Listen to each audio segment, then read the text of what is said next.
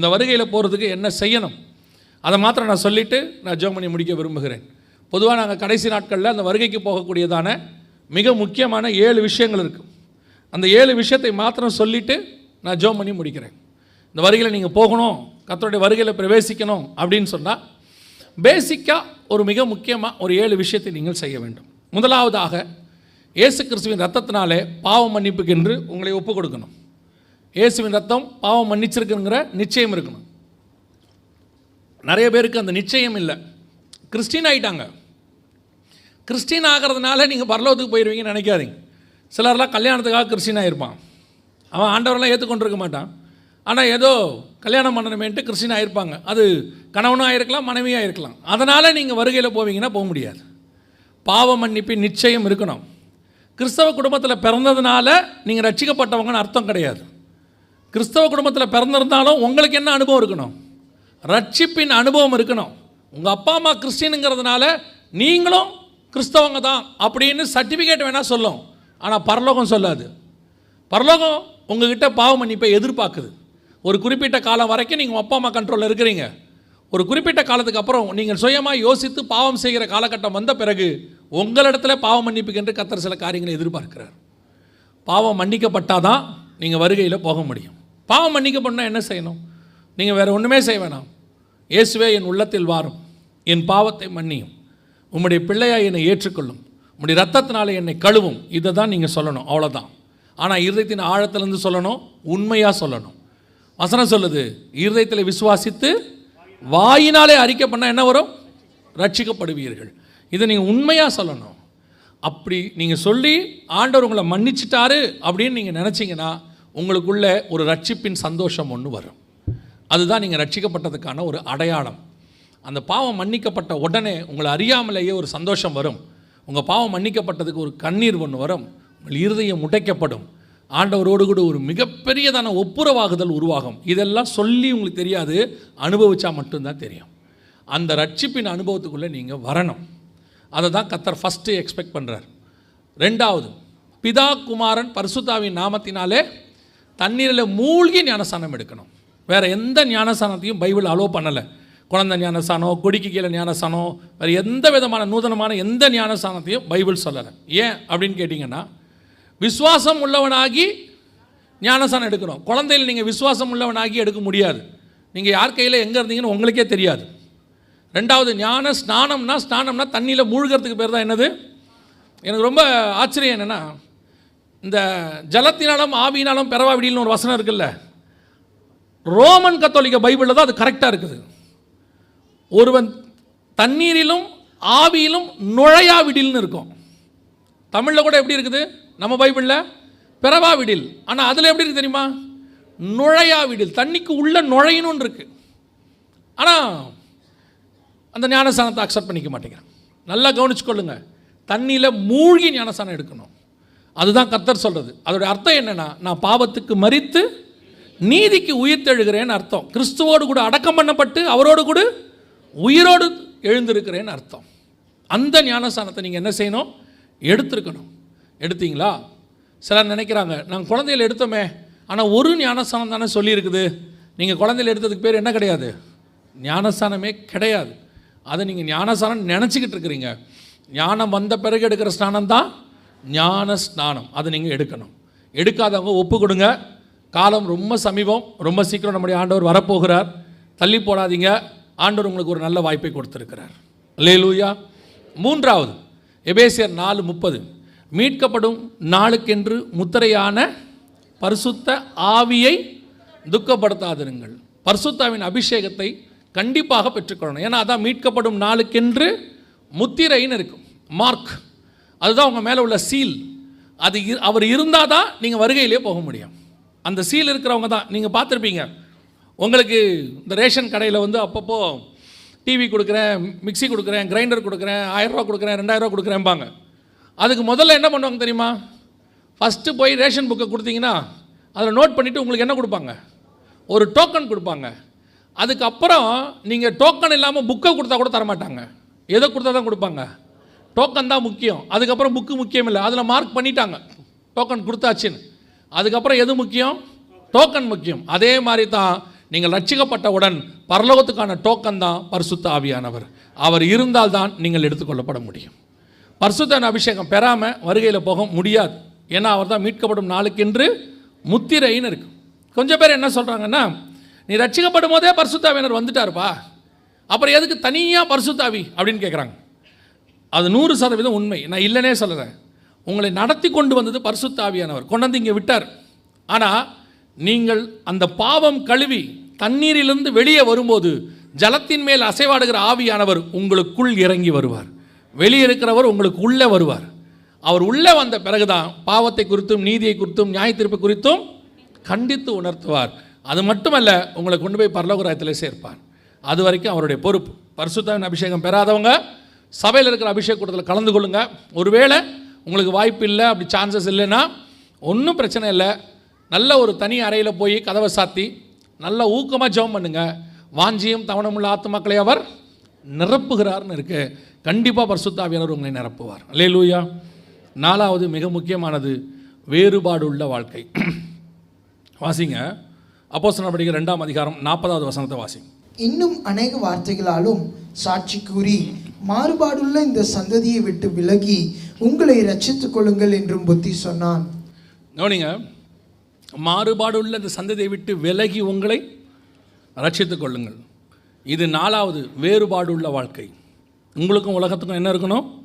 வேறுபாடு, differentiation life. எல்லாம் செஞ்சாச்சு. உலகத்துக்கு ஒத்த, நல்ல அழகாக ஒரு பாட்டு, அவங்க அந்த பாட்டு பாடுறதுக்கு முன்னாடி அழகாக சொன்னாங்க, உலகத்துக்கு ஒத்த வேஷம் தரிக்காதபடிக்கு. ரோமர் 12 இருக்குது. நீங்கள் சபைக்குள்ளே வந்துட்டிங்கன்னா, சபை என்பது உலகத்திலேருந்து வேறு பிரிக்கப்பட்ட ஒரு இடம். உலகத்திலேருந்து ஆண்டவர் உங்களை கொண்டு வந்து இங்கே வச்சு இங்கே உங்களை பரலோகத்துக்குரியவங்களை மாதிரி மாற்றுறாரு. அதுக்கு தான் சபை. இப்போ இன்னும் ஒரு காலத்தில் சபை உலகத்துக்கு போய் உலகத்தை சபையாக மாற்றுச்சு. இப்போது சபைக்குள்ள உலகம் வந்து சபை எப்படி மாறிட்டு இருக்குது? உலகமாக மாறிட்டு இருக்குது. உலகன்றதை நிறைய பேர் புரிஞ்சிக்க மாட்டேங்கிறாங்க. இப்போ நீங்கன்னா உலகன்றீங்க. இப்போ சபையில் வந்துட்டு டிவி இல்லையா, ப்ரொஜெக்டர் இல்லையா, மைக் இல்லையா, ஸ்பீக்கர் இல்லையா, அப்போ இதெல்லாம் உலகம் இல்லையா? அவங்களுக்கு அது விஷயமே புரியல. இப்போ நம்ம ஒரு காலத்தில் வந்து பேண்ட் ஷர்ட்டுக்கு முன்னாடி வேஷ்டி போட்டுக்கிட்டு இருந்தோம், சட்டை போட்டுக்கிட்டு இருந்தோம். இப்போ பேண்ட் ஷர்ட்டுக்கு மாறிட்டோம். அதனால் அது போய் உலகமா? இதெல்லாம் உலகம். நான் சொல்கிறது ஐடியாலஜி. உங்களுக்குள் உலகம் வந்துருச்சு. மனுஷகுமார்த்திகள் அதிக சௌந்தரியம் உள்ளவர்கள் என்று கண்டு தேவபுத்திரர் அவர்களுக்குள்ள என்ன பண்ணுறான்? பெண் கொண்டான். கர்த்தருக்கு விரோதமான காரியங்கள் எதை நீங்கள் உள்ளே கொண்டு வந்தாலும் அது உலகம். சபை இப்படித்தான் இருக்கணும்னு பைபிள் எழுதி வச்சிருக்குது. அப்படித்தான் சபை இருக்கணும், அவ்வளோதான். அதில் உங்களுடைய ஐடியாஸை திணிக்கிறதுக்கு உங்களுக்கு எந்த விதமான அதிகாரமும் இல்லை. கர்த்தர் என்ன சொல்லி வச்சிருக்கிறாரோ சபை அப்படி தான் இருக்கணும். பாருங்களேன், நீங்கள் என்ன விரும்புகிறீங்கன்னா உங்களுக்கு ஏற்ற மாதிரி சர்ச் இருக்கணும்னு விரும்புகிறீங்க. அப்படி இல்லைன்னா உங்களுக்கு இப்போ ஆப்ஷன் ஆகி போச்சு. இங்கே விட்டு இன்னொரு சர்ச்சு, அதை சர்ச்சு இப்படி சுற்றி அப்படியே நீங்கள் வாழ்நாளெல்லாம் சுற்றி முடிக்கிற வரைக்கும் சர்ச் இருக்குது. இப்போ அப்படியே நாடோடிகள் போல், அகதிகள் போல் சபை சுற்றி வரீங்க. கேட்டால் ஒரு சபையும் சரியில்லைங்க. ஏன்? உங்களுக்கு ஏற்ற மாதிரி சபை இருக்காதுங்க. நான் இப்போவும் சொல்கிறேன், உலகத்தில் எங்கேயுமே இருக்காது. அப்படி உங்களுக்கு ஏற்ற மாதிரி சபை இருக்குதுன்னா அந்த சபை பரலோகத்துக்கு போகாது. அப்போ என்ன செய்யணும்? சபை கர்த்தர் சொல்லுகிறபடி நடக்கும். அதுக்கேற்ற மாதிரி தான் நீங்களும் நானும் மாறணுமே ஒழிய நமக்கேற்ற மாதிரி வசனம் மாறாது. வசனத்துக்கு ஏற்ற மாதிரி தான் நீங்களும் நானும் மாறணும். இப்போ நம்ம என்ன விரும்புகிறோம்?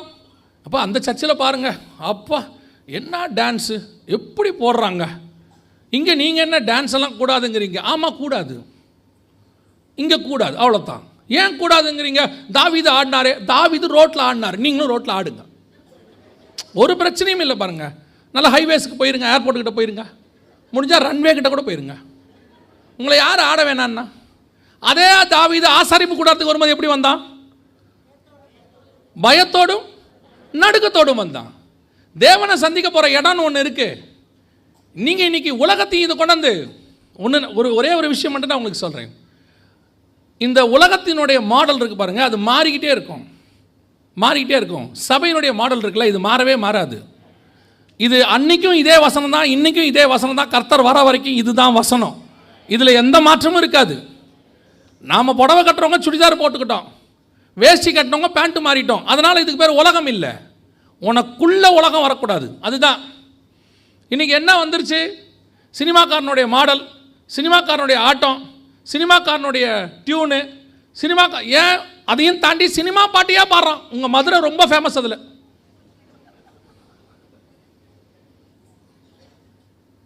சொன்ன வேறு நீங்கள் கோச்சிப்பீங்க போல தெரியுது. கவனிச்சுக்கொள்ளுங்க. Church is not an entertainment place. இது களியாட்டத்துக்கோ அல்லது கேளிக்கைக்கோ உரிய இடம் இல்லை. இது மறுரூபமாகிற இடம். This is not an entertainment place. This is an transforming place. நீங்கள் டிரான்ஸ்ஃபார்ம் பண்ணணும்னு சபைக்குள்ளே வந்துட்டு நீங்கள் என்டர்டெயின்மெண்ட் பண்ணிக்கிட்டு இருந்தீங்கன்னா வெரி சிம்பிள், கர்த்தர் சபை விட்டு வெளியே போயிடுவார். அவர் இப்போல்லாம் யாரையும் ஒன்றும் பண்ணுறதே இல்லை. எச்சரிப்பு கொடுப்பாரு, துணிகரம் வந்துருச்சு, கர்த்தர் வெளியே போயிடுவார். அவ்வளோதான். சர்ச்சு தேவ சாயலாய் மாறுவதற்கான ஒரு இடம். அது எப்படிங்க தேவ சாயலாக மாறுவீங்க? நாங்களும் இயேசு மாதிரி தாடி வச்சுட்டு நீ இயேசு அப்படியே இல்லை. முதல்ல இயேசு தாடி மீசை வச்சுருந்தாரே இல்லை. வெளிப்படுத்தின விசேஷத்தில் அவர் வேறு மாதிரி இருக்கார். அப்போ இயேசு மாதிரி மாறது என்ன? சுபாவம் மாறணும். ரோமர் 8:29 என்ன சொல்லுது? குமாரனின் சாயலுக்கு ஒப்பாயிருக்கும்படி தேவன் எவர்களை முன்னறிந்தாரோ அவர்களை குமாரனின் சாயலுக்கு ஒப்பாயிருக்கும்படி முன்குறித்திருக்கிறார். எவர்களை முன்குறித்தாரோ அவர்களை அழைத்தும் இருக்கிறார். எவர்களை அழைத்தாரோ அவர்களை மகிமைப்படுத்தியும் இருக்கிறார். அவ்வளோதானே. குமாரனின் சாயலுக்கு ஒப்பா தான் நீங்கள் மாறணும். குமாரனின் சாயலுக்கு ஒப்பா மாறுதுன்னா என்ன? உனக்குள்ள இயேசு வர வர வர கிறிஸ்துவின் சுபாவம் உனக்குள்ளிருந்து வெளிப்படும். 3.5 வருஷம் இயேசு கிறிஸ்துவோட பேதுரு இருக்கிறார். இயேசுவை பிடிச்சிட்டு போகிறாங்க. அந்த நெருப்பு பக்கத்தில் போய் உட்காந்து குளிர் காயிற இடத்துல உட்கார்றாரு. அங்கே வர வேலைக்காரமாக கேட்குறாங்க, நீயும் அந்த கலிலேயன் கூட இருந்தவன் தானே? உன் பேச்சு காட்டுகிறது. இயேசு கூட இருந்தால் உன் பேச்சு எப்படி மாறிடும்? இயேசு மாதிரி மாறிடும். இயேசு கூட இருந்தால் உன் சிந்தனை எப்படி மாறிடும்? இயேசு மாதிரி மாறிடும். இயேசு கூட இருந்தால் உன்னுடைய நடக்கை எப்படி மாறிடும்? இயேசு மாதிரி. அதுக்கு மாறுறதுக்கு தான் நீங்கள் சர்ச்சுக்கு வந்திருக்கிறீங்க. அவ்வளோதான். நீங்கள் சினிமா நடிகர் மாதிரி மாறத்துக்கு இங்கே வரல. நான் அங்கே அப்படி தான் இருந்தோம். அதை கொண்டு வந்து என்னை இயேசு மாதிரி மாறுறதுக்கு ஆண்டவர் என்ன ஒரு இடத்துல உட்கார வச்சாரு. அதுதான் சபை. இங்கேயும் நீ அதே களியாட்டத்தை எதிர்பார்க்கக்கூடாது, அதே கேளிக்கை எதிர்பார்க்கக்கூடாது, அதே என்டர்டெயின்மெண்ட் எதிர்பார்க்கக்கூடாது. உங்களை சந்தோஷப்படுத்தி அனுப்புகிற இடம் சர்ச்சு கிடையவே கிடையாது. உன்னை பரம சந்தோஷத்துக்குள் நுழைக்கிற இடம் தான் திருச்சபை. நீ உலக சந்தோஷத்தை எதிர்பார்த்து இங்கே வரவே வராதிங்க. நீங்கள் உண்மையாக இருந்தால் உலக சந்தோஷம் வெளியே தானாக வருங்க. நம்மளை சந்தோஷமாக வைக்காமல் இயேசுநாதர் வேறு யாரை சந்தோஷமாக வைக்க போகிறார்? ஏற்றுக்கொண்டவர் எத்தனை பேரும் அத்தனை பேரும் அவருடைய பிள்ளைகளாக்கும்படிக்கு அதிகாரம் கொடுத்தார். நம்மளை ஆண்டவர் சந்தோஷமாக தான் வச்சிருக்கிறாரு. இன்னும் சந்தோஷமாக தான் வைப்பார். நம்மளா போய் எங்கேயாவது உட்காந்துக்கிட்டு குத்துதே கொடையுதேன்னு சொல்கிறோமே ஒழிய மற்றபடி கர்த்தர் நம்மளை சந்தோஷமாக தான் வச்சிருக்கிறார். அல்லேலூயா. வேறுபாடுள்ள வாழ்க்கை ரொம்ப முக்கியம். உலகத்துக்கு ஒத்த வேஷம் தரிக்காதீங்க. அவனை சினிமாக்காரனை மாதிரி முடிவெடுக்கணும், சினிமாக்காரனை மாதிரி ஒரு அரசியல்வாதி மாதிரி பண்ணணும், அவரை மாதிரி ஆகணும், இவரை மாதிரி ஆகணும். சிலர் சொல்கிறான், நான் அந்த ஒர்ஷிப் லீடர் மாதிரி ஆகணும். ஆகாத. எந்த ஒர்ஷிப் லீடர் மாதிரி ஆகாத. சிலர் சொல்லுவான், நான் பென்னிஹின் மாதிரி மாறணும், நான் ரெய்னார்ட் பாங்கே மாதிரி மாறணும். யார் மாதிரியுமே வேண்டாம், இயேசுநாதர் மாதிரி மாறுங்க. அதுக்கு தான் இங்கே வந்திருக்கிறீங்க. யாரும் ஒரே ஒரு ரோல் மாடல் ஜீசஸ் கிரைஸ்ட் மட்டும்தான். வேறு ரோல் மாடலே கிடையாது. ஏன்னா மிச்ச எல்லா ரோல் மாடல்லையும் வீக்னஸ் இருக்குது. மிச்ச எல்லா ரோல் மாடலும் கீழே விழுவதற்கு வாய்ப்பு இருக்கிறது. விழாத ஒரே ஒரு மாடல் ஆண்டவராக இயேசு கிறிஸ்து ஒருவர் மட்டுமே. அதை வாஞ்சிங்க, அப்படி மாறிடுங்க. அல்லேலூயா. அதான் வேறுபாடு உள்ள வாழ்க்கை ரொம்ப முக்கியம். 10 வருஷத்துக்கு முன்னாடி இந்த சர்ச்சுக்கு வந்த பிறகு இன்னைக்கு உன்னை பார்க்குறவன் சொல்லணும், அவன் ரொம்ப மாறி இருக்கிறான், அவன் பேச்சு மாறிடுச்சு, அவன் சாந்தமாயிட்டான், அவன் ரொம்ப அமைதியாக இருக்கிறான். உண்மையிலே இயேசு அவன் கூட இருக்கிறார். அதுதான் சாட்சி. அல்லேலூயா. என்னையா அவன் சினிமாக்கார மாதிரி ஆடிக்கிட்டே இருக்கிறான், இது எப்படி சாட்சி ஆகும்? இது எப்படி தேவன் உன் கூட இருக்கிறாருன்னு ஆகும்? உன்னை பார்த்தா இயேசுவை பார்க்கணும். என்னைக்கு அந்த சேஞ்சஸ் உங்ககிட்ட டிரான்ஸ்ஃபர்மேஷன் வருதோ, அந்த டிரான்ஸ்ஃபார்ம் நீ ஆகிறியோ, அதுதான் வேறுபட வாழ்க்கையோட சக்ஸஸ். 5வது, சுவிசேஷம் அறிவித்தல் உங்கள் மேல் விழுந்த கடமை. You must preach gospel. காலைல இதை பற்றி ரொம்ப தெளிவாக சொன்னோம். கண்டிப்பாக சுவிசேஷம் என்ன செய்யணும்? ஒவ்வொரு விசுவாசியும் சொல்லணும், ஒவ்வொருத்தரும் சொல்லணும். சுவிசேஷம் உங்கள் மேல் விழுந்த கடமை. சொல்லாவிட்டால் உங்களுக்கு ஐயோ. காலையிலையும் சொன்னோம், இப்பவும் சொல்கிறேன், நீங்கள் பரலோகத்துக்கு கொண்டு போக போகிறது நீங்கள் சம்பாதிக்கிற ஆத்மா மட்டும்தான், வேறு எதுவுமே கிடையாது. எவ்வளோக்கு எவ்வளோ சுவிசேஷம் சொல்லணுமோ அவ்வளோக்கு எவ்வளோ சொல்லுங்கள். காலையில் எழுந்திரிச்ச உடனே செல்ஃபோனில் எல்லாத்தையும் உட்காந்து யார் யாரெல்லாம் அனுப்புகிறாங்களோ அதை ஃபார்வேர்ட்லாம் பண்ணாதீங்க. நீங்கள் ஒரு ஆளை முன்குறித்து அவங்களுக்கு ஒரு சுவிசேஷம் சொல்லுங்கள், அவங்களுக்காக ஜெபம் பண்ணுங்கள். ஒரு நாள் அந்த ஆத்மா ரட்சிக்கப்படும். அது உங்கள் கணக்கிலே கொண்டு வந்து கத்தரை வச்சு கொள்வார். அல்லேலூயா. 6வது, இயேசு வருவார் என்பதை ஒவ்வொரு நாளும் விசுவாசிக்கணும். டெய்லி விசுவாசிக்கணும். இந்த கூட்டங்கள் நடக்கிற நாளில் மட்டும் இல்லை, கூட்டங்கள் நடந்து முடிஞ்சு ஒரு வாரத்துக்கு மட்டும் இல்லை, ஒவ்வொரு நாளும் ஆண்டவரே நீ எப்போ வந்தாலும் நைட்டு படுக்க போகும்போது நீங்கள் பண்ணுற ஜெபம் என்னவாக இருக்கணும் தெரியுமா? ஆண்டவரே நீர் வரும்போது இந்த ராத்திரி வேலையை இருக்குமானால் நான் உம்மோடு கொண்டு வர வேண்டும். காலையில் எழுந்திரிக்கும் போது ஜெபம் பண்ணும்போது ஆண்டவர் சொன்ன, ஆண்டவரே ஒருவேளை இந்த பகல் வேளையில் நீர் வருவீரானால் நான் எடுத்துக்கொள்ளப்பட வேண்டும். அது பிளட்டில் ஊறிடணும். ஏன் தெரியுமா? வருகை தான் நமக்கு டெஸ்டினேஷன். அதுக்கப்புறம் சபையே இருக்காது. சபைகள் இருக்கும், நாங்கள் இருக்க மாட்டோம், அவ்வளோதான். அதுக்கப்புறம் நல்ல சபை இருக்காது. கர்த்தரால் மீட்கப்பட்ட சபை அதுக்கப்புறம் பூமியில் இருக்காது. அதோடு முடிஞ்சிடும், கம்யூனியன் எல்லாமே முடிஞ்சிடும். இயேசு வருவார் என்பதை ஒவ்வொரு நாளும் விசுவாசிக்கணும். கடைசியாக 7வது, முடிவு பரியந்தம் நிலை நிற்கிறவனே ரட்சிக்கப்படுவான். இந்த 6லும் கடைசி வரைக்கும் நிற்கணும். அடைந்த ரட்சிப்பு, பெற்ற ஞானசானம், அபிஷேகம், வாழ்கிற வேறுபாடுள்ள வாழ்க்கை, சொல்கிற சுவிசேஷம், விசுவாசிக்கிற வருகை, இந்த 6லும் நீ முடிவு பரியந்தம் நிற்கும்போது கர்த்தருடைய வருகையிலே பிரவேசிப்பது எளிது. அல்லேலூயா. ஆண்டவர் வெகு சீக்கிரம் வரப்போகிறார். இனி காலம் செல்லாது. நாம் ஜெபிக்க போகிறோம். தேவ சமூகத்தில் எழுந்திரிப்போமா? சரியாக இன்னும் ஒரு 5 நிமிஷத்தில் நான் ஊழியக்காரன் கையில் கொடுக்குறேன். அவங்க தொடர்ந்து நடத்துவாங்க. இந்த ஜெபத்தை மட்டும் முடிச்சுட்டு அவங்க சொல்கிறத நீங்கள் கேட்டுட்டு போங்க. ஏன்னா இதான் இருக்கிறதுலே ரொம்ப முக்கியமான ஒரு நேரம். எல்லாம் எழுந்திரிப்போமா? எல்லாம் கண்களை மூடுவோம் தேவ சமூகத்தில். 1 கொரிந்தியர் 11 சொல்லுகிறது, நம்மை நாமே நிதானித்து அறிந்தோமானால் நாம் நியாயம் தீர்க்கப்படும். இது உங்களை ஆராய்ந்து பார்க்குற ஒரு 5 நிமிஷம். இதுதான் இந்த கூட்டத்தினுடைய மிக முக்கியமான 5 நிமிஷம். இதுதான் நீங்கள் யாருன்னு நீங்களே சுய பரிசோதனை பண்ண போகிறீங்க. இங்கிருந்து நாங்கள் எந்த தீர்க்க தரிசனமும் உங்களுக்கு இப்போ சொல்ல போகிறதே கிடையாது. இது வரைக்கும் சொன்னது எல்லாமே வேதத்தில் உள்ள தீர்க்க தரிசனம் தான். இப்போது உங்களை நீங்கள் யார், உங்கள் இதயத்தில் என்ன இருக்குது, இங்கே யார் பாவி, யார் பரிசுத்தமாக, யார் நீதிமான், எதுவும் சொல்ல போகிறது கிடையாது. உங்களுக்குள்ளே இருக்கிற மனசாட்சிக்கும் உங்களுக்குள்ளே இருக்கிற ஆவியானவருக்கும் அது நல்லாவே தெரியும். நீங்கள் யார் என்பது உங்களுக்கே தெரியும். எது உங்களை வருகையில் போக தடுக்குதுன்னு பாருங்கள். உங்களுடைய சுயமா, மாம்சமா, உலகத்தில் உள்ளவைகளா, உங்களை சுற்றி இருக்கிறதா, கண்களின் இச்சையா, ஜீவனத்தின் பெருமையா, மாம்சத்தின் இச்சையா, எது தடையாக இருக்குதுன்னு பாருங்கள். இன்றைக்கி அதை தேவ சமூகத்தில் ஒப்புக் கொடுங்க. ஆண்டவரே நான் உம்மோடு கூட வருவதற்கு இது தடையாக இருக்கிறது. நீங்கள் யாருக்கிட்டையும் அதை சொல்ல வேண்டிய அவசியமே கிடையாது. இது உங்களுக்கும் தேவனுக்கும் உள்ள பர்சனல் இஷ்யூ. நீங்கள் ஆண்டவர்கிட்ட சொல்லுங்கள், ஆண்டவரே இது எனக்கு தடையாக இருக்கு, நீ அறிந்திருக்கிறீர், என்னால் அதை மேற்கொள்ள முடியல ஆண்டவரே, என் பலத்தினால முடியலப்பா, ஆனால் உங்கள் பலத்தினால எனக்கு முடியும். அது எதுவாக இருந்தாலும் சொல்லுங்கள். பணத்தாசையோ, பொருளாசையோ, மண்ணாசையோ, பெண்ணாசையோ, எதுவாக இருந்தாலும் உங்களால் விட முடியாததுன்னு எதை நம்புறீங்களோ அதை ஆண்டவர்கிட்ட சொல்லிடுங்க. ஆண்டவரே இது எனக்கு முடியல. அது சிலருக்கு டேலண்ட்ஸாக கூட இருக்கும், மியூசிக்காக இருக்கும், சிலருக்கு பாடுறதா இருக்கும், ஒரு சிலருக்கு வேறு சில காரியங்கள் வேலையாக இருக்கும், எதுவானா இருக்கும். உங்களை தேட விடாதபடிக்கு, உங்களை நினைக்கக்கூடாதபடிக்கு இது எனக்கு தடையாக இருக்குது ஆண்டவரே, இது என்னை ஆக்குப்பை பண்ணுது ஆண்டவரே, உங்கள் கூட சஞ்சரிக்கக்கூடாதபடிக்கு இது உங்களுக்கும் எனக்கும் நடுவில் இருக்குது ஆண்டவரே, இதை மேற்கொள்ள எனக்கு ஒரு கிருபை தாங்கப்பான்னு ஒப்பு கொடுங்க. ஏன்னா நீங்கள் தேவனோட போகிறதுக்கு எதுவும் தடையாக இருக்கக்கூடாது. தேவன் எப்போ வந்தாலும் அந்த நிமிஷத்தை, அந்த ஒரு நிமிஷத்தை நம்ம தவற விட்டுறவே கூடாது. ஆத்மா விழித்து மான்கள் நீரோடையை வாஞ்சித்து கதறுவது போல் அந்த ஆத்மா அந்த நிமிஷத்துக்கு காத்திருக்கணும். காலையில் பாஸ்டர் பாடின மாதிரி, எப்போ வருவீர் இயேசுவே, ஏங்கி உள்ள உம்மை தேடுதான் எனக்கு கதறிக்கிட்டு நிற்கணும். நம்முடைய ஆத்மா மண்ணோட ஒட்டிக்கிட்டு இருக்குதா, இல்லை நம்முடைய ஆத்மா மான்கள் நீரோடைய வாஞ்சிக்கிறது போல் வாஞ்சிக்குதா? எதனை நீங்களே ஆராய்ந்து பாருங்கள். தேவ சமூகத்தில் எது தடையாக இருக்குதோ ஒரு நிமிஷம் அதை ஒப்பு கொடுங்க ஆண்டவர்கிட்ட. ஆண்டவரே இது என்னை விட்டு நீக்கி போடுங்கப்பா, என் பலவீனத்தில் என்னுடைய பலன் பூரணமாய் விளங்கும் என்று சொன்னீரே ஆண்டவரே, என்னை பலப்படுத்துங்கப்பா, என்னை பலப்படுத்துங்க. என் உச்சம் தலை முதல் உள்ளம் கால் வரைக்கும் உடைய சமூகத்தில் என்னை ஒப்படைக்கிறேன் ஆண்டவரே, என்னை பலப்படுத்துங்க ஆண்டவரே. நீர் வரும்போது உமக்கு முன்பாக நிற்க பாத்திரவான்களாக இருக்கும்படி ஒவ்வொரு நாளும் விழித்திருந்து ஜெபிக்க எனக்கு கிருபை பாராட்டுங்க ஆண்டவரே. ஒப்பு கொடுத்து ஜெபம் பண்ணுவோமா?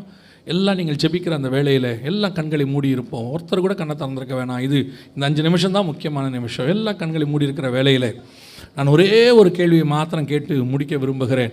நான் தண்ணியில் மூழ்கி இன்னும் ஞானஸ்நானம் எடுக்கவில்லை, இதுவரைக்கும் தள்ளி போட்டுக்கிட்டே வந்துட்டேன். இன்றைக்கி ஆண்டவர் என் கூட பேசியிருக்கிறாரு. நேற்று கரங்களை உயர்த்தினவர்கள் இன்றைக்கி உயர்த்த வேண்டாம். நேற்று வந்து ஞானஸ்நானத்துக்கு ஒப்பு கொடுத்து பெயர் கொடுத்தவர்கள் நீங்கள் கரங்களை உயர்த்த வேண்டாம். இன்றைக்கி வந்தவர்களில் நான் தண்ணியில் மூழ்கி ஞானஸ்நானம் எடுக்கலை, இத்தனை நாள் தள்ளி போட்டுட்டேன், அல்லது தெரியாமல் இருந்துட்டேன், அல்லது குழந்தையில எடுத்ததை ஞானஸ்நானமாக நினச்சிட்டேன், இன்றைக்கி ஆண்டவர் என் கூட தெளிவாக பேசி இருக்கிறாரு. நான் என்னை தண்ணியில் மூழ்கி ஞானஸ்நானத்துக்கு ஒப்பு கொடுக்குறேன்னு சொல்கிறவங்க இருந்தால் மற்றவங்க எல்லாம் கண்களை மூடியிருப்போம். நீங்கள் மாத்திரம் உங்கள் வலது கரத்தை உயர்த்துங்கள் பார்ப்போம். உங்களுக்காக நான் ஜெபிக்க விரும்புகிறேன். ஞானஸ்நானத்துக்கு ஒப்பு கொடுக்குறவர்கள் மாத்திரம். வேறு யார் இருக்கிறீங்க? இது உங்களுக்கும் தேவனுக்கும் உள்ளது மட்டும்தான். 3-4 பேர்கிட்ட இருக்கிறாங்க. மேலே யாராவது இருக்கிறீங்களா? நான் உங்களுக்காக ஜெபிக்க போகிறோம். கடைசியாக தயவு செய்து கரங்களை உயர்த்தினவர்கள் கொஞ்சம் அப்படியே முன்னாடி வாங்க பார்ப்போம். உங்களுக்காக ஜெபம் பண்ண போகிறோம். உங்களுடைய இதை கொஞ்சம் நாங்கள் இது பண்ண போகிறோம். தயவு செய்து மற்றவங்கெல்லாம் இவங்களுக்காக ஜெபம் பண்ணுங்கள். நீங்கள் வேடிக்கை பார்க்க வேண்டாம். கண்களை மூடி இவங்களுக்காக ஜெபம் பண்ணுங்கள். நீங்கள் வாங்க, முன்னாடி வாங்க. இது உங்களுக்கும் தேவனுக்கும் உள்ளது. வாலண்டியர்ஸ் இருக்கிறீங்களா? Any volunteers? ரைட், வாங்க கொஞ்சம் முன்னாடி வந்துடுங்க பார்ப்போம். இந்த பக்கம் முன்னாடி வாங்க. வேறு யார் இருக்கிறீங்க? வாங்க. இது உங்களுக்கும் ஆண்டவருக்கும் உள்ளதான ஒரு உடன்படிக்கை. இது எல்லா நீதிக்குமான கீழ்ப்படிதல். வேறு யார் இருக்கிறீங்க? ஃப்ரண்ட்டில் வாங்க. ஆண்டவர்கிட்ட ஒப்பு கொடுக்குற ஒரு நேரம். எல்லாம் மற்றவங்க எல்லாம் இவங்களுக்காக ஜெபம் பண்ணுங்கள். கண்களை மூடி. இவர்கள் இன்றைக்கி இவர்கள் நிமித்தம் பரலோகத்தில் ஒரு மிகுந்த சந்தோஷம் உண்டாயிருக்கிறது. இவர்கள் நிமித்தம் நேற்று 30 பேர் தேவ சமூகத்தில் தங்களை ஒப்படைத்தார்கள். இன்றைக்கும் வந்திருக்கிறாங்க. ஒரு 10-15 பேருக்கு மேலே நின்று கொண்டிருக்கிறார்கள். இவர்களுக்காக நம்ம ஜெபிக்க போகிறோம். தேவ சமூகத்தில் ஆண்டவர்கிட்ட ஒப்படைச்சிருக்கிறாங்க, நம்மக்கிட்ட ஒப்படைக்கலை. இது ஆண்டவருக்கும் அவர்களுக்கும் உள்ளதான ஒரு உடன்படிக்கை. இங்கே இதுக்கு முன்னாடி வந்தவங்களும் கண்களை மூடி ஜெபம் பண்ணுங்க. நீங்கள் இன்னைக்கு உங்களுக்கும் தேவனுக்குமான ஒரு உடன்படிக்கை ஏற்பட்டிருக்கிறது. நீங்கள் மரித்து தேவனை தரிக்க போகிறீர்கள். தேவ சாயலாய் மாறப் போகிறீர்கள். கர்த்தர் அப்படி ஒரு வாய்ப்பை கொடுத்து உங்களை கூட்டிகிட்டு வந்திருக்கிறார். எல்லாம் இவங்களுக்காக ஜெபம் பண்ணுவோமா? எல்லாம் ஒருவேளை நீங்கள் எல்லாம் கண்களை மூடி இருக்கிறவங்க எல்லாம் பின்னாடி இருக்கிறவங்க கரங்களை இவங்களுக்கு நேராக உயர்த்தி, இவர்கள் நிமித்தம் இன்னைக்கு பரலோகத்தில் மிகுந்த சந்தோஷம். இவர்கள் இன்னைக்கு எல்லா நீதிக்கும் தங்களை ஒப்பு கொடுத்திருக்கிறார்கள். Thank you Jesus. நன்றி ஆண்டவரே. இதோடு கூட நான் இன்னும் ஒரு கேள்வியை கேட்டு ஜெபித்து முடிக்க விரும்புகிறேன். இந்த வருகையில் போகிறதுக்கு கர்த்தர் என்னை உணர்த்தி இருக்கிறாரு. ஒரு நிர்விசானம் இருந்தது, போவோமாங்கிற ஒரு சந்தேகம் இருந்தது. இன்றைக்கி எல்லாவற்றையும் ஒப்பு கொடுக்குறோம். நாங்கள் கர்த்தரோடு கூட போகணும். நான் மாத்திரமல்ல, குடும்பமாக எடுத்துக்கொள்ளப்பட வேண்டும். கைவிட்டப்பட்ட கூட்டத்தில் எங்கள் வீட்டிலேருந்து யாரும் இருக்கவே கூடாது. என்னை நம்பி கொடுத்த குடும்பத்தில் யாருமே இருக்கக்கூடாது. ஒருவேளை ஊழியக்காரங்க மற்ற சபையிலேருந்து இங்கேருந்து இருந்தால் கூட நீங்கள் ஜெபம் பண்ணுங்க. என்னை நம்பி கொடுத்த சபையிலேருந்து ஒருத்தர் கூட கைவிடப்பட்ட கூட்டத்தில் இருக்கக்கூடாது. என்னை நம்பி கொடுத்த ஆத்துமாக்களை பத்திரமாய் கொண்டு வந்து நான் பரலோகத்தில் ஆண்டவர் கையில் ஒப்படைக்கணும். அப்படி ஒப்படைக்கும் போது கர்த்தர் என்னை பார்த்து சொல்லணும், உண்மையும் உத்தமம் உள்ளவனே, உங்ககிட்ட கொடுத்ததை பத்திரமா கொண்டு வந்து சேர்த்துட்டேன்னு ஆண்டவர் சொல்லணும். அப்படியே தேவ சமூகத்தில் ஒப்பு கொடுத்து ஜெபம் பண்ணுவோமா? அப்படி ஜெபிக்க விரும்புகிறவங்களாம் கரங்களை ஆண்டவருக்கு நேராக உயர்த்தி, ஆண்டவரே நீர் வரும்போது அப்பா நாங்கள் அத்தனை பேரும் அந்த மறுரூபமாகிற கூட்டத்தில் காணப்பட வேண்டுமே, மத்திய ஆகாயத்தில் காணப்பட வேண்டுமே. கைவிடப்பட்ட கூட்டத்தில் நாங்கள் இருக்கக்கூடாது ஆண்டவரே. எங்கள் வீட்டில் யாரும் இருக்கக்கூடாது ஆண்டவரே. ஆண்டவரே எங்களுக்கு தெரிஞ்சவங்க யாரும் இருக்கக்கூடாது ஆண்டவரே. எங்கள் சபையிலிருந்து யாருமே இருக்கக்கூடாது ஆண்டவரே. என்னை நம்பி கொடுத்ததான ஊழியத்தில் நான் சந்தித்த ஆத்துமாக்களில் ஒருத்தர் கூட என்னை தாண்டி நரகத்துக்கு போயிடவே கூடாது ஆண்டவரே. ஒப்பு கொடுத்து ஜெபம் பண்ணுவோமா? எங்கள் சர்வ வல்லமை உள்ள தகப்பனே, கரங்களை உயர்த்தி ஜெபித்து கொண்டிருக்கிற ஒவ்வொருத்தருக்காக ஜெபிக்கிறோம். இந்த 4 நாட்களும் உடைய மகிமை எங்கள் மத்தியில் தங்கி இருந்ததுக்காக ஸ்தோத்திரம். ஆவியானவர் இடைப்பட்ட தயவுக்காக உமக்கு நன்றி.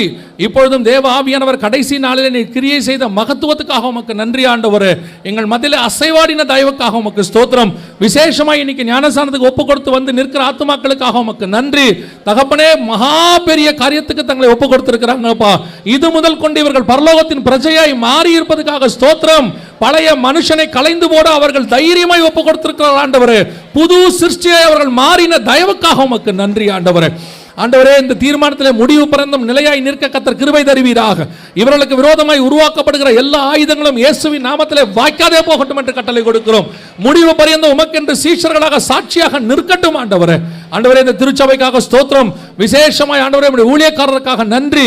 எங்களுக்கு முன்பாக ஒரு நல்ல தகப்பனை போல ஆண்டவரே நடந்து அநேக பிள்ளைகளுக்கு ஒரு மாதிரியாக, அநேக ஊழியக்காரர்களுக்கு ஒரு சாட்சியாக, வளருகிற எத்தனையோ ஊழியர்களுக்கு ஒரு நடை மேகம் போல திரளான சாட்சியாக நீர் வைத்த உம்முடைய ஊழியக்காரருக்காக நன்றி. அவர் கொடுத்திருக்கிற சுகபலனுக்காக ஸ்தோத்திரம் ஆண்டவரே. அவர் மூலமா எங்களுக்கு நீர் சொல்லிக் கொடுத்து கொண்டிருக்கிற சாட்சிகளுக்காக உமக்கு ஸ்தோத்திரம். அவரையே நீர் ஒரு நிருபமாய் நிறுத்தி வைத்திருக்கிற தயவுக்காக உமக்கு நன்றி ஆண்டவரே. அம்மாவுக்காக உமக்கு ஸ்தோத்திரம். இந்த ஊழியத்தின் பாதையில உறுதுணையா இருந்து இந்த ஊழியத்தை கட்டி எழுப்ப இந்த 2 பேருக்கு நீர் கொடுத்த பலனுக்காக ஸ்தோத்திரம். இங்க இருக்கிற அத்தனை பேருக்கும் ஒரு தாயாக, ஒரு தகப்பனாக நின்று நடத்தி கொண்டிருக்கிற தயவுக்காக ஸ்தோத்திரம். தேவ ஆவியானவர் இன்னும் விசேஷித்த பலத்தினாலே அவர்கள் முதிர் வயதிலும் கனித்தந்து புஷ்டியாய் இருப்பார்கள் என்ற வேத வசனத்தின் படி எங்கள் ஊழியக்காரர் இன்னும் பலப்பட்டு இன்னும் பலப்பட்டு இன்னும் பலப்பட்டு பவுல் மேடான வழிகளில் போய் சபைகளை பலப்படுத்தினான் என்று சொல்லப்பட்டபடி உம்முடைய ஊழியக்காரர் இன்னும் புறப்பட்டு போய் மேடான பகுதிகளிலே சபைகளை பலப்படுத்த தேவ ஆவியானவர் விசேஷித்த அபிஷேகத்தினால் நிரப்பும்படி நாங்கள் ஜெபிக்கிறோம்ப்பா. உம்முடைய மகிமை கூட இருக்கும்படி நாங்கள் ஜெபிக்கிறோம். அவருடைய பிள்ளைகளுக்காக ஸ்தோத்திரம், பேர பிள்ளைகளுக்காக உமக்கு நன்றி. அவர் மேல் இருக்கிற அபிஷேகம் அவர்களுக்குள்ளும் கடந்து வரும்படி நாங்கள் ஜெபிக்கிறோம். ஏசாயாவில் வாசிக்கிறோமே, உன் மேல் உள்ள என் ஆவியும் உன் வாயில் உள்ள என் வார்த்தைகளும் உன் சந்ததியின் மேலும் சந்ததியின் மேலும் இருக்கும் என்று சொல்லப்பட்டபடி என் ஊழியக்காரருக்கு கொடுத்த இந்த விசேஷித்த கிருபை, இரக்கம், தயவு, அபிஷேகம் அத்தனையும் அவர் சந்ததியின் மேலும் சந்ததியின் மேலும் இருக்கட்டும் ஆண்டவரே. மகிமையுள்ள கரத்தில் தாழ்த்து ஒப்பி கொடுக்கிறோம். இந்த முழு திருச்சபையை உடைய கரத்தில் கொண்டு வந்து ஒப்படைக்க கிருபை பாராட்டும். எங்களோடு இருக்கிற ஆண்டவரே ஸ்ரீலங்காவில் அந்த ஊழியக்காரருக்காக ஸ்தோத்திரம், அவர் கொடுத்திருக்கிற பாரத்துக்காக நன்றி, அவரை நம்பி கொடுத்த ஊழியங்களுக்காக ஸ்தோத்திரம். மீண்டும் கடந்து போகும்போது ஆண்டவரே, பறந்து காக்கிற பட்சியை போல எங்கள் தேவ ஆவியானவர் அவரையும் அவர் ஊழியத்தையும் ஆசீர்வதிப்பீராக. தேசம் முழுவதும் பஞ்சத்தில் இருந்தாலும் எலியா இருந்த சாரிபாத் விதவையின் வீட்டில் மாத்திரம் பஞ்சமில்லை என்று பார்க்கிறபடி எங்கள் ஊழியக்காரர் இருக்கிற தேவனுடைய வீட்டில் எந்த பஞ்சமும் இல்லாதபடி கர்த்தர் வேலி அடைத்து பாதுகாத்துக் கொள்வீராக. அவருடைய ஆலயத்திலே அப்பமும் எண்ணெயும் குறைவுபடாதபடி கர்த்தர் வேலி அடைப்பீராக. கர்த்தர் மகத்துவமாய் அவர் மத்தியிலே கிரியை செய்வீராக. இங்க இருக்கிற ஒவ்வொருத்தருக்காக உமக்கு ஸ்தோத்திரம். ஊழியர்களுக்காக, உடன் ஊழியர்களுக்காக, ஒத்துழைக்கிறவர்களுக்காக, கொடுக்கிறவர்களுக்காக, ஜெபிக்கிறவர்களுக்காக ஒவ்வொருத்தரையும் கர்த்தர் ஆசீர்வதிப்பீராக. இதற்கான பிரதிபலனை இம்மையிலும் மறுமையிலும் கட்டளையிட போற தயவுக்காக உமக்கு நன்றி. எங்கள் ஆண்டவர் இயேசுவின் நாமத்தினாலே ஒப்பு கொடுத்து ஜெபிக்கிறோம் எங்கள் ஜீவனுள்ள நல்ல பிதாவே.